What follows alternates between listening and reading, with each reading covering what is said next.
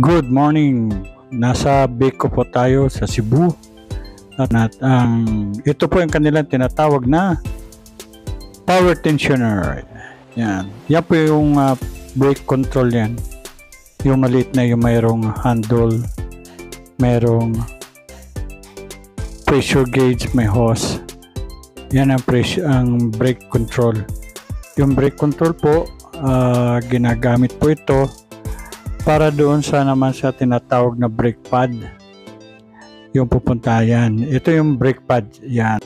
Ginagamit ito para mapigilan ang pag-ikot ng wheel tensioner.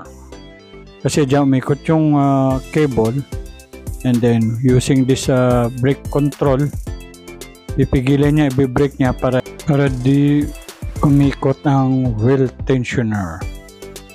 So, eto, yung handle na yan, ginawa namin yan, sinupply namin dyan. Yung packing seals na dyan, yung pressure gauge na yun, sinupply din namin yan sa kanila. Now, to run test, para masubukan po natin ito, na talaga bang yung umiikot, ayan, wala pang pressure, may ikot yung pinaka-wheel niya, ng tensioner. So, we apply a pressure na, adjust natin, yan. Market na yung pressure niya. Yan. So, pag mabot na sa certain pressure, yan, matigas na. Hindi na kayang iikot. Yan.